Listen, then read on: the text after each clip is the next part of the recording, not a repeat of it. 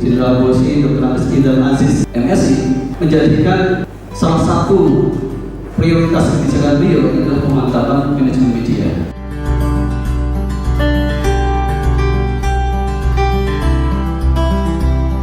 Tahun 2018 mengalami penurunan sekitar 17% dari 4.269 menjadi 3.541 dan penyelesaiannya mengalami kenaikan.